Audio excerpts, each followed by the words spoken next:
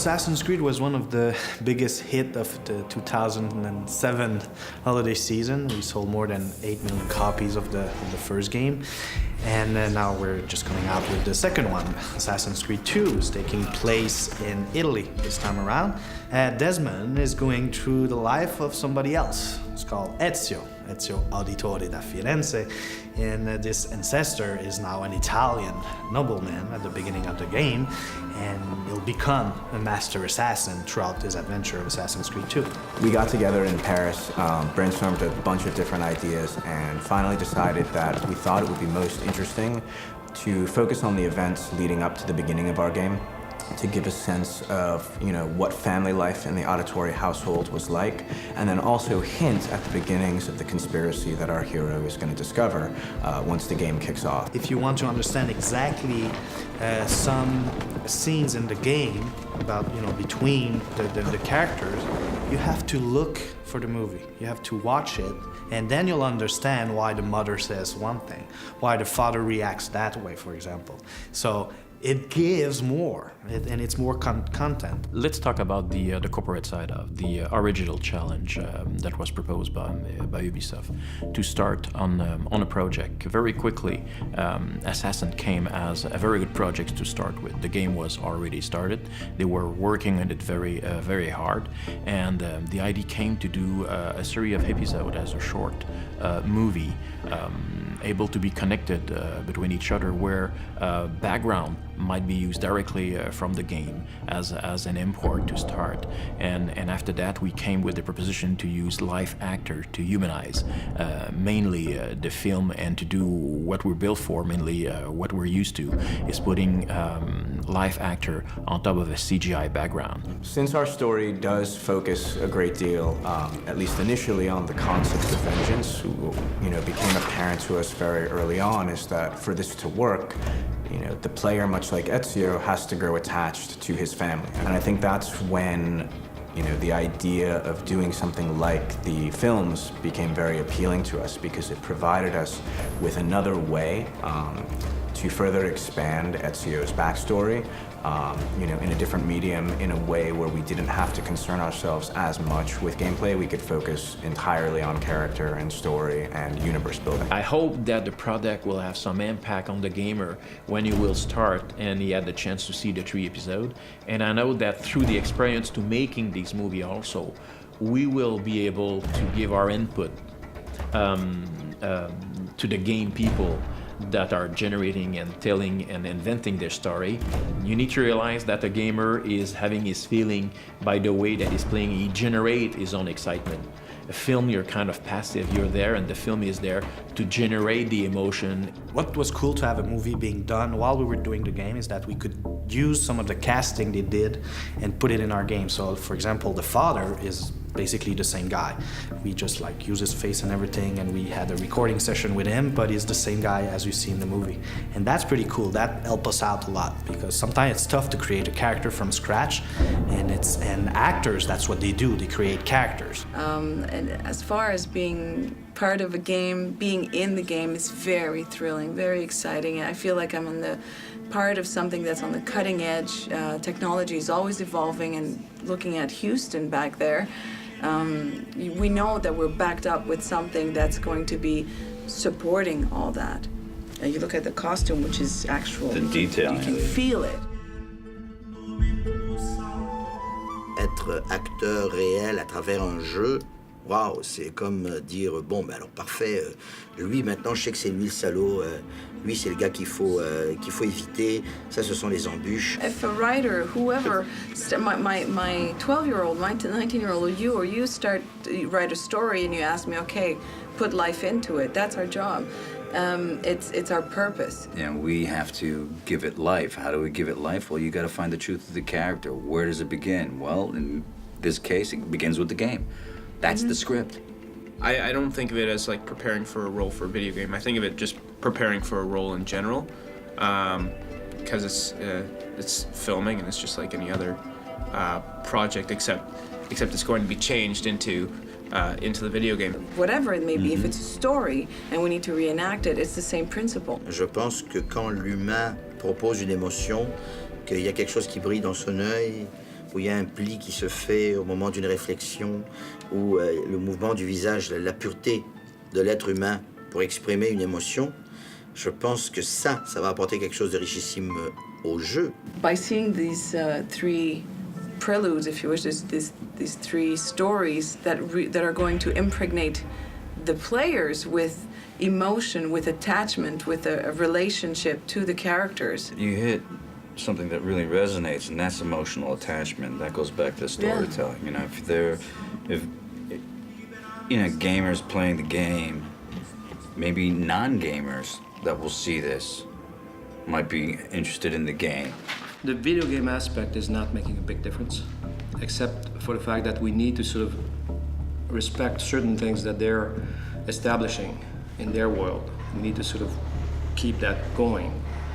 But that's about it. The rest is really about trying to tell a story the same way we would in a traditional environment.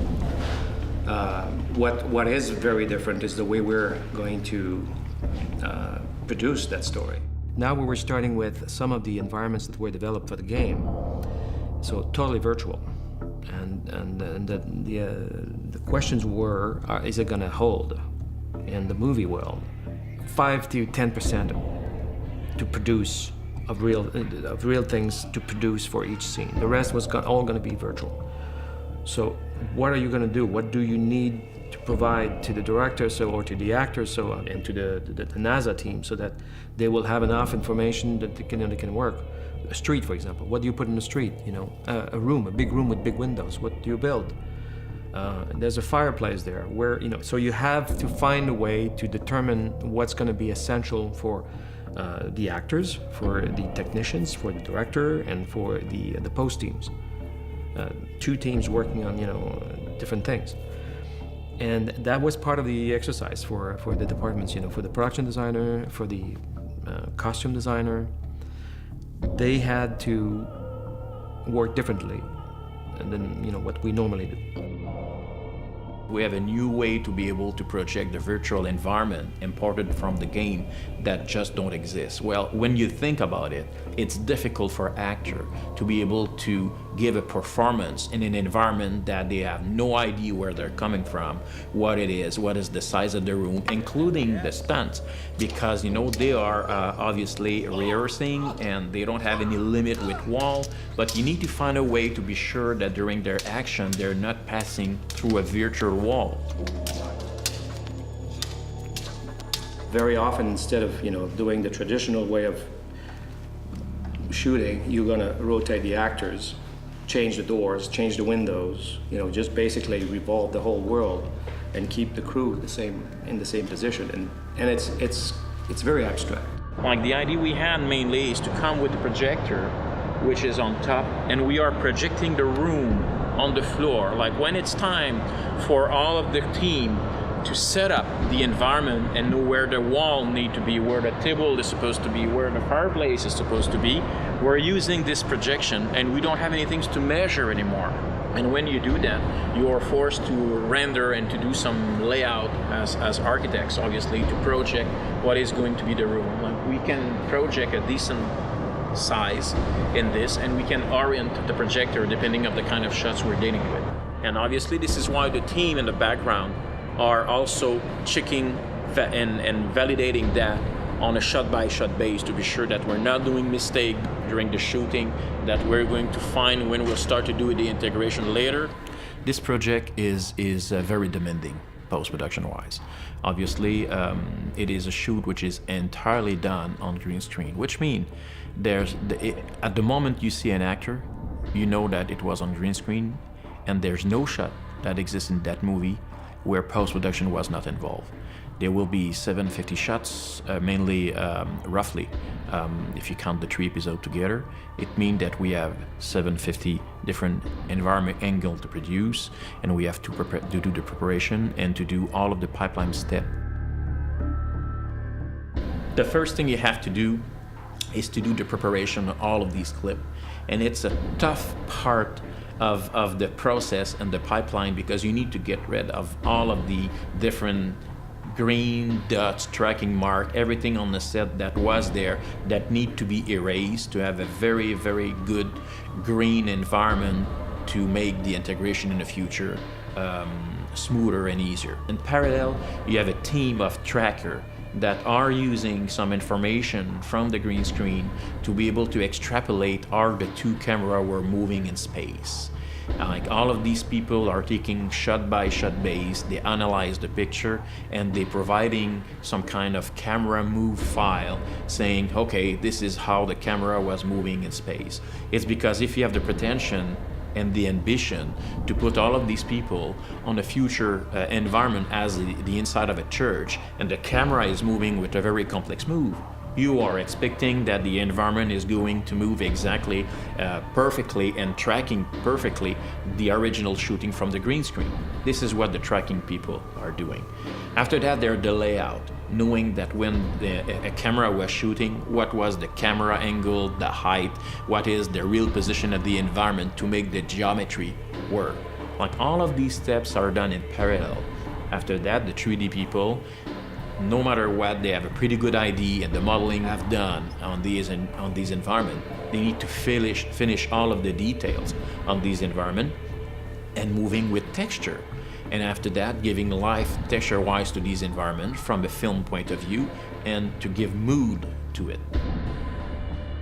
You are compositing the live action on top of virtual background that now are moving perfectly in relation with the original camera movement. And you put these two things together. Sometimes it's 3 layouts, 4, 5. Sometimes we have 17 layouts to be able to reach our goal. And at the end, after there will be another process, it will be what we call a DI, which is a digital intermediate.